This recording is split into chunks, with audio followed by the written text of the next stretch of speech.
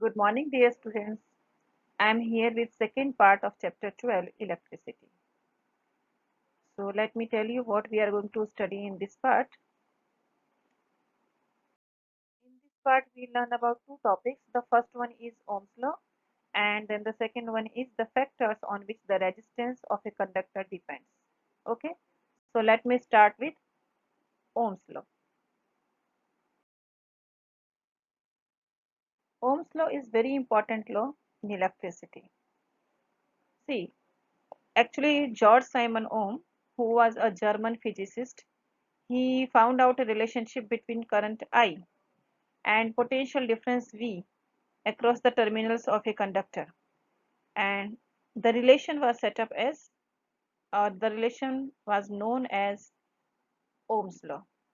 He stated that the electric current flowing through a metallic wire is directly proportional to the potential difference across its ends, provided its temperature remain the same. So that is the Ohm's law. What does it say? कि कोई भी conductor है, उसमें जितना current flow हो रहा है वो करंट और वोल्टेज एक दूसरे के प्रोपोर्शनल होगा, but the condition is temperature should not be change. If temperature is changed, the condition will not be maintained. The law is not valid over there. So at a fixed temperature, at a constant temperature, V is proportional to I. That is the statement of Ohm's law. Okay, let me read it again for you. The electric current flowing through a metallic wire is directly proportional to the potential difference across its ends, provided its temperature remains the same. Okay, so this is called the Ohm's law. So according to the above statement, if I write mathematical formula for it, V proportional to I. We'll give name 12.4 equation for this, and in this equation V is equal to potential difference across the end of the conductor and I is equal to current. Fine. If I remove the sign of proportionality, then I'll put a sign of is equal to over here, and this will become V is equal to IR. So whenever we are removing the sign of proportionality, we put a constant. Here R is the constant. Okay, and this R is called resistance. So let me read out the definition for R of R for you. R is the constant, and that is called the resistance, and R is the property of a conductor that resists the flow of charges through it. If you remember, when you were studying the motion, at that time I told you that frictional force is the force that opposes the motion. In the same manner, resistance is that property that opposes the flow of charge of inside the conductor. So that is also a force that opposes the flow of current. In motion, frictional force was the opposition force, and here the resistance is a opposition. You can call it force, no matter. Actually, this is the characteristic. This is the basic property, fundamental property of the substance. Okay. So in this slide, you can see two definitions. एक तो statement of Ohm's law, and the second one is definition of resistance. Okay.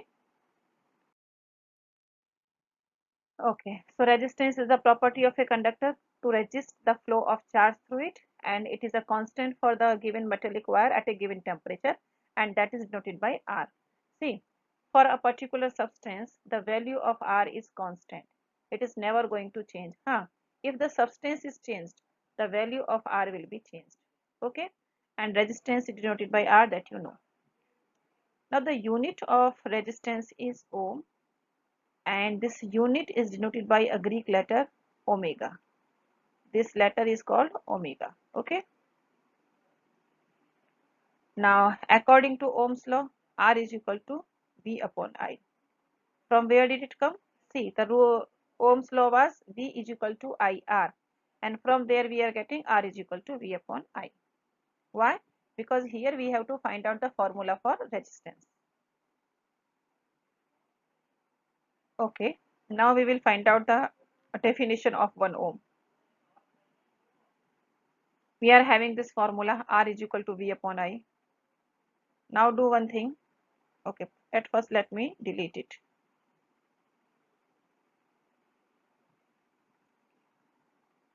This is the formula for resistance. R is equal to V upon I. Okay. And from where did we get it? See, Ohm's law is V is equal to I R. Fine. And now if we have to get a formula for R, then I will come over here. Okay. So this is the formula. Now define 1 ohm. In this formula, if we substitute the value for V is equal to 1 and for I is equal to 1, then we will get R is equal to 1 ohm. So how can we define 1 ohm? We can define 1 ohm like that. If the potential difference across the two ends of a conductor is 1 ohm and the current through it is 1 ampere, then the resistance R of the conductor will be 1 omega. So that is the definition of 1 omega. Yeah, 1 ohm. Okay. So 1 ohm can be written in the form 1 ohm is equal to 1 volt upon 1 ampere. So 1 ohm is equal to 1 V upon 1 A. So here in this slide you will get the definition of resistance, formula for resistance, unit of resistance and symbol of unit of resistance, and here the definition of 1 ohm, formula of 1 ohm and mathematical presentation of 1 ohm. Okay. Okay. From Ohm's law, I have taken this equation from there, V is equal to IR. If I have to find out a formula for I, so that will be I is equal to V upon R. Fine. Now, from this equation, we see that the current through a resistor is inversely proportional to its resistance. What does it mean? It means कि current resistance का उल्टा होता है. Inversely proportional means, let me write here, if I am able to write, I is inversely proportional to 1 upon R. Okay. So if I is more, resistance will be less. If current is less, resistance will be more. That is inversely proportional. Fine. So if resistance is double, current will be half. If resistance is half, current will be double. दोनों एक दूसरे को उल्टे होते हैं. So this is the way they are related to each other. Okay. So many times it is necessary to increase or decrease the current in the electric circuit. So at that time a component is used to regulate current without changing the voltage source, and that is called variable resistance. Here is the variable resistance. Okay. This is used to change the value of resistance, and this is known as rheostat. The particular name of this equipment is rheostat, or variable resistance also you can call, no problem. Now here one activity is given in your textbook at page number 205. About what this activity is, let me tell you about the activity. Here you can see an electric circuit, that is a simple electric circuit. Okay, and see, this is ammeter, this is battery, here is a key or plug, and that is connecting wire. Finally this one is connecting wire, and you can see that current I is flowing through the circuit. Okay, and here these are two ends, X and Y. These two ends are open, and now we have to complete the circuit by connecting this nichrome wire in this gap. Okay, let me put this wire in this gap. Now plug the key. Now circuit is complete, so current will start flowing. Now what you have to do, you just note down the reading in the ammeter. Okay, how much current is flowing through the ammeter, that you have to note down. Very simple it is. Now remove this nichrome wire. Okay, and for removing, let me remove this. By just rubbing, you can remove. And now you have to place this bulb over here at this gap XY. Okay, and again the circuit is completed and current will start flowing. and now again you have to note down the reading over here. Okay, so now you are having two readings of ammeter. Number one when nichrome wire was connected, and number two when bulb was connected. Now what do you observe? Both the readings are same or both the readings are different? See, both the readings are different. Okay? The current is different for different components or different conductors or different substances. Okay, by this activity we came to know one thing, that current is different for different substances. So now one question is, why do they differ? Why current is not same for from each substance? Substance to substance, why the value of the current is changing? Okay, see, some substances allow the current to pass easily, but some does not. The substances that allow current to pass easily are called conductors, and some substances they do not allow current to pass through it are called insulator, that you know. Okay, now let me read this for you. We know that motion of electrons in an electric circuit constitutes an electric current. Fine, that you know what is electric current. I think in last part of this chapter we studied about that. What is electric current? Okay, flow of electrons is known as electric current. The electrons are not completely free to move within a conductor. They are restrained by the attraction of the atoms among which they move, and thus the motion of the electrons through a conductor is retarded by its resistance.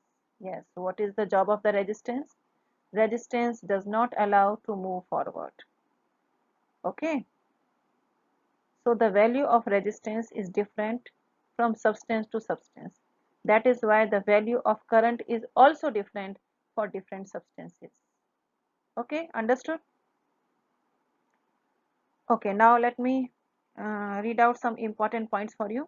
A substance or a component or a conductor of a given size that offers a low resistance is a good conductor. See, if current can pass easily, the substance is good conductor, and a good conductor has low resistance. Okay, resistance कम होगा तो वो current को जाने देगा, पास होने देगा, opposition नहीं करेगा उसका. Okay, so the low resistance substance having good conductor. And the second, if the substance is providing a good resistance, then this substance is known as resistor, and this type of substance is insulator. Okay, a substance or a component of identical size that offer a high resistance is a poor conductor. An insulator of same size offers even higher resistance. Okay, so these were some points about good conductor, bad conductor, good resistor or bad resistor.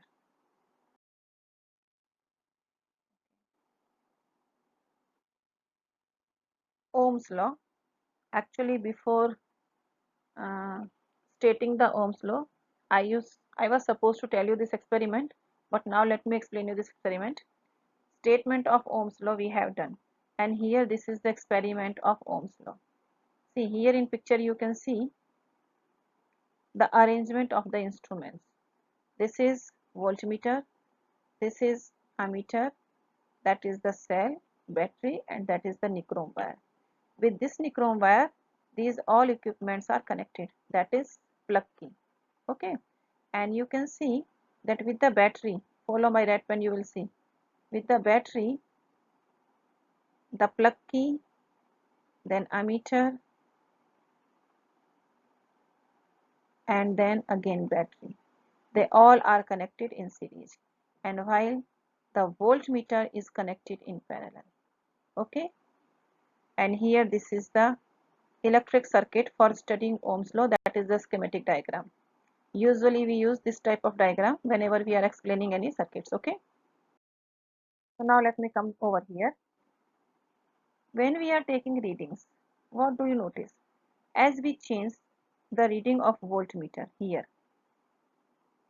you will notice that the reading of ammeter will also be changed. Okay, So for example, I have taken a table over here. If we are giving 2 volt potential difference between the ends, the current is 0.5 ampere. If there are 4 voltages, then the current is 1 ampere. See from where I have taken these readings. The readings can be taken from here. These are the observations. We did nothing. And if potential difference is 8 between the across the end of the conductor, then the current will be 2. If potential difference is 10 volt, then the current will be 2.5. Okay, now do one thing. Now find out the ratio of each reading. 2 upon 0.5 is equal to 4. 4 upon 1 is equal to 4. 8 upon 2 is equal to 4. 10 upon 2.5 is equal to 4. What do you notice? In each observation, the ratio of V to I is constant, and that is R. Okay. Now if we plot a graph for these observations, so we will get a straight line. This is the graph. On x-axis you can see here current is there. On y-axis voltage is there, V and I current. Okay, and you can see that this graph is a straight line. So for Ohm's law, V to I graph is a straight line. Okay, so now let me move forward. Here is one another activity. What is there in this activity? Okay, let me explain. In this activity that is shown that you have to complete the electric circuit, and in this electric circuit there is a cell. Here is the cell. Here is the cell, and ammeter is connected in series, and there is a key, and here this is an open path. Okay, this one is open. And at first what you are supposed to do one thing.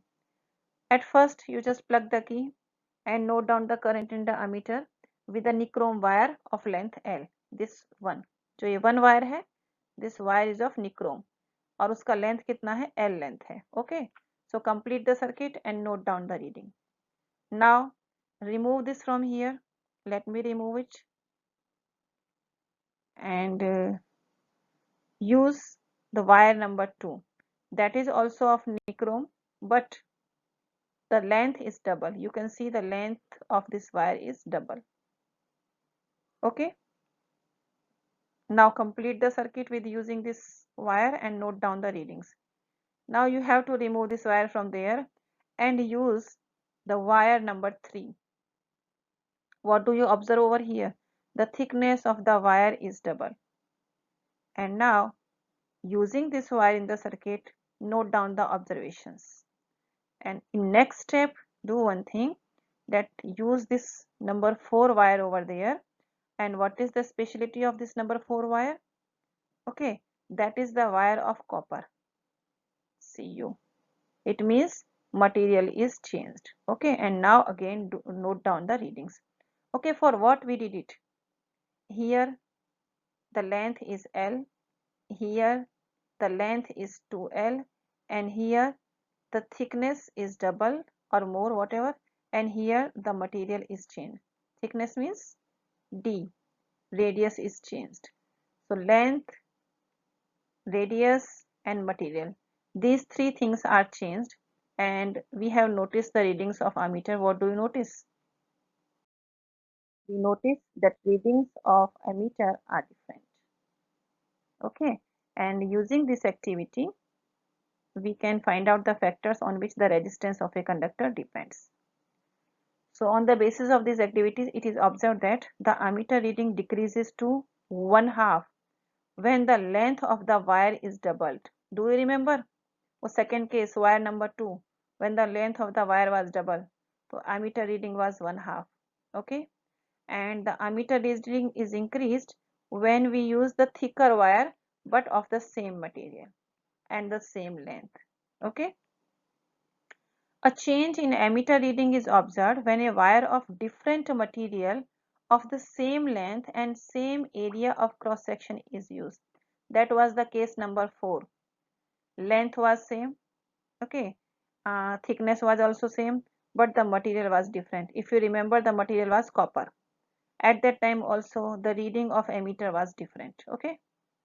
So on applying Ohm's law, we observe that the resistance of the conductor depends on these factors. Number 1, on its length. Number 2, on its area of cross section. Number 3, on the nature of its material. Okay, so these three things or these three factors are there on which the value of resistance of any conductor depends. There is one more factor, that is temperature. If temperature is changed, then also resistance of the substance is changed. And here in this diagram I have explained what is cross section.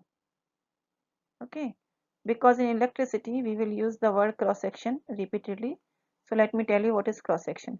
If we cut the object like this, so this one is the cross section. Okay, that is the cross section cut. Fine.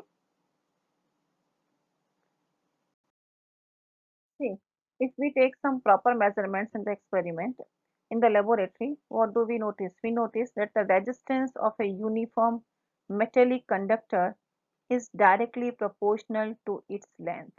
Fine. And inversely proportional to the area of cross section A.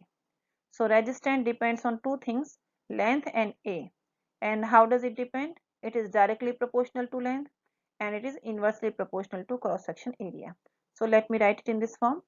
R is directly proportional to L and R is inversely proportional to A. See, L upon A. So R is inversely proportional to A.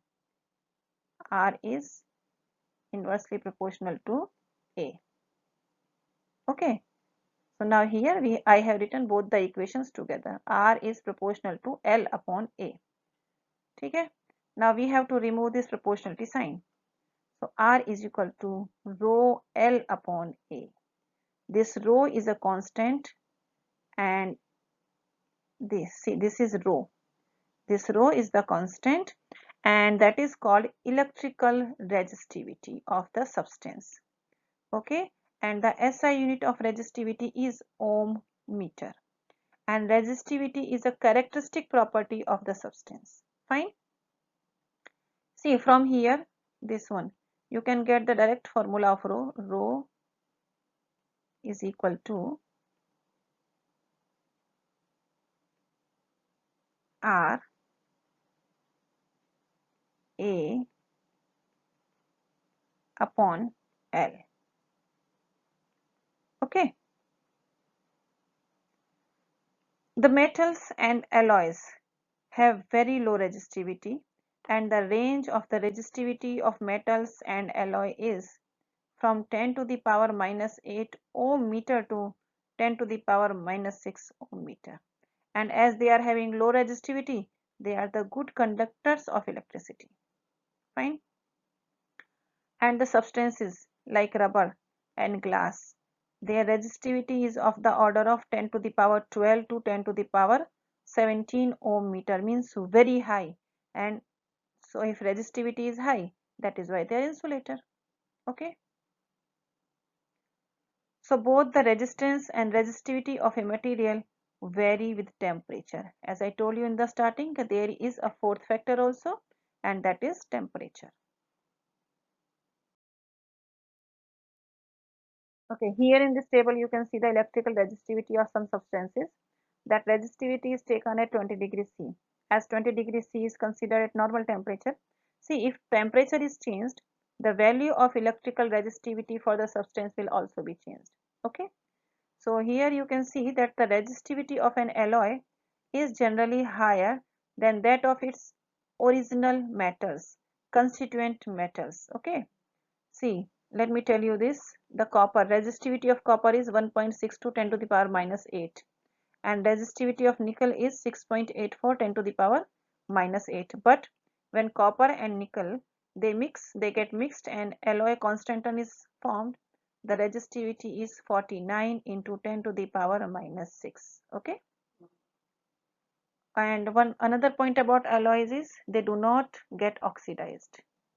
At high temperature, they remain as they are.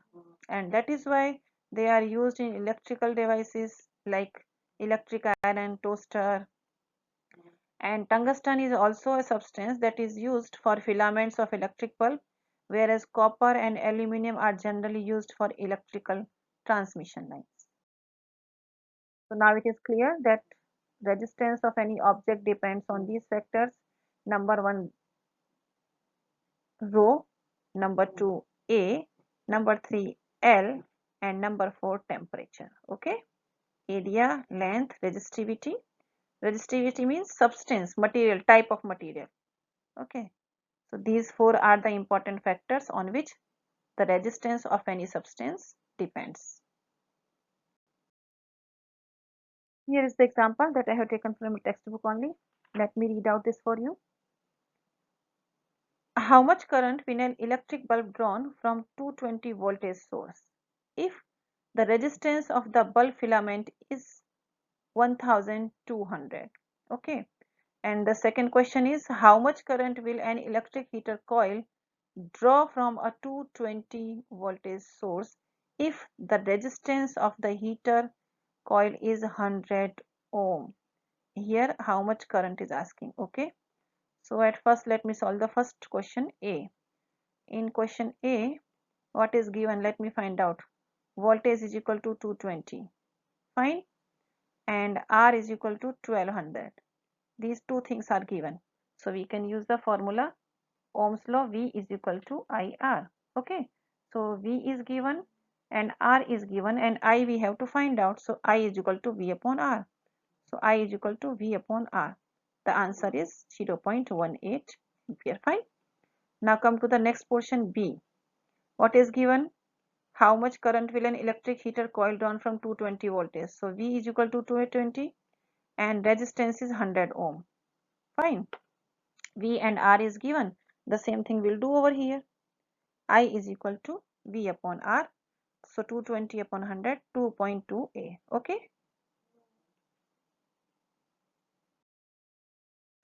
Next question. The potential difference between the terminals of an electric heater is 60 volt. How much? That is 60 volt. When it draws a current of 4 ampere from the source. What current will the heater draw if the potential difference is increased to 120 voltage? Okay, fine. So we are given potential difference V is equal to 60 volt, I is equal to 4A. So we can find out the value of R. Okay, and what did we do here? Here also we use the same formula of Ohm's law. V is equal to IR. Okay, यहाँ से R is equal to V upon I and the value will be 15 ohm. Easy it is. Okay. Now when the potential difference is increased up to 120, then what will be the value of current? Fine. So I is equal to V upon R, 120 upon 15. See, this 15 we have taken from here, the value of I. And the answer is, so the value of R, resistance is 15A. Okay. And answer is 8A. Fine. Okay. Example 12.5. Resistance of a metal wire of length 1 meter is 26 ohm. So this is R. This is L. At 20 degrees C. If the diameter of the wire is 0.3 mm, this is diameter. What will be the resistivity of the metal at that temperature? Using the table 12.2, predict the material of the wire. Okay. So what we have to find out? We have to find out the resistivity rho. Rho we have to find out. And what we are given?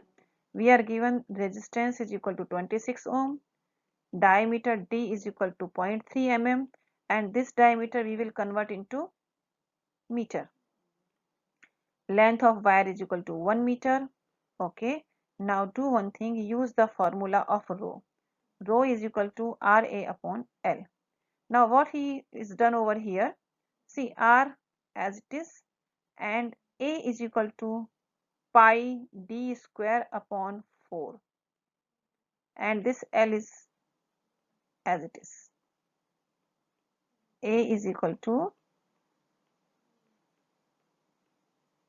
pi r square, that you know, but we are given over here d, so we can change it into d, pi, and r is equal to d by 2 and then square. This is d. Okay, so is equal to pi d square upon 4. So this pi d square upon 4 is taken from here. Okay, and now it is easy. You can substitute the values. R ka value here R ka value 26, pi 3.14, and d square means 3 into 3 into 10 to the power minus 4, 10 to the power minus 4 upon 4 into L, and this will be the answer. So the resistivity of the metal at 20 degrees C is 1.84 into 10 to the power minus 8 ohm meter.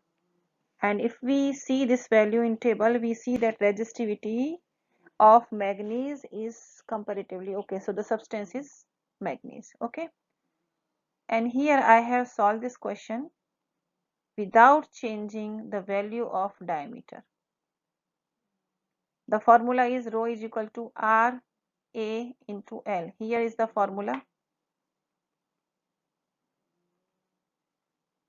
Rho is equal to R A upon L. Okay, so the value of R A is pi r square and L is as it is. Now substitute the value of R 26. Substitute the value of pi 3.14, and R, see, D is equal to 3 into 10 to the power minus 4. So R will be 3 by 2 into 10 to the power minus 4. 3 by 2, 10 to the power minus 4. Okay, and upon 1. Now if we solve this, so we will get this, and this is the answer. Okay, fine. Should I move to the next one? Okay, do one thing, solve this question in your notebook with your hands, and if you face any problem, you can ask this question in live classes. Example 12.6. A wire of given material having length L and area of cross section A has a resistance 4 ohm. What will be the resistance of another wire of same material having length L by 2 and cross section area 2A? So there are two wires. जो first wire है उसमें length L, area A and resistance 4 ohm, and the second wire में length L by 2, area double and resistance we have to find out. Fine. Okay, so R is equal to 4, wire is double on it, length would become half and area of cross section would be double. Wire of length L, area of cross section A, again length L by 2, area double. Now use these values in the formula, and the formula you know, R is equal to rho L upon A. This is the formula. Okay, so now this R is for this, fine, and R1 is rho L by 2 or 2A. From where did we get it? See, R is equal to for this, and R1 is for this. Okay, so for the second wire, length is half and area is double, so we get this formula. Now do one thing, divide equation number 2 by equation number 1. What we will get? We will get R1 upon R is equal to rho L by 2 upon rho LA. This we will get, and answer will be 1 by 4. So R1 is equal to R upon 4, and the value of R we know, this is 4. So 4 upon 4, it means 1. So the new resistance of the wire will be 1 ohm. Okay. Okay, here are the questions. On what factors does the resistance of a conductor depend? I think now you know it well. There are 4 factors, okay? Length, area, type of material, and temperature. So you can write it. Will current flow more easily through a thick wire or a thin wire? Okay, when material is same and when connected the same sources, and then why also, okay? So see, for second question you can use this formula. R is equal to rho L upon A. It means resistance depend upon A and resistance is inversely proportional to A. If area is more, resistance is less. So if resistance is less, current can flow easily. So current will flow more easily through a thick wire. Fine. Third question is, let the resistance of an electrical component remain constant. Okay. While the potential difference across two ends of the component decreases to half of its former value. What change will occur in the current through it? Okay. So this is the formula, you know, I is directly proportional to V. Okay. So if I will be changed, V will be changed and they will change in proportional. Okay. So if V is, what does it say? It's like half across the ends decreases. Okay. If V is decreases to half, I will also decrease to half. Fine. Question number 4. Why are coils of electric toasters and electric irons made of an alloy rather than a pure metal? If you remember, I have discussed these things when I was discussing table 12.2. Okay. So alloys are used to make coils of electric toasters and electric iron due to their high resistivity and due to the uh, high melting point. Okay. Now, using table 2.2, you have to find out which one among iron and mercury is the better conductor and which material is the best conductor. So, iron and mercury, may say iron is the better conductor and silver is the best conductor out of all the metals. Fine. Okay, students. So, this was your part 2 of this chapter. Hope you liked it. Now, we'll meet in part 3. By then you keep on reading the chapter and see, in this chapter there are so many numericals, but all the numericals finally they are based on the formulas that are given to you. So try to solve the numericals and at the end of the chapter I will be sending you all the solved numericals. So by then, bye bye, thank you. So we will meet in part 4. Fine.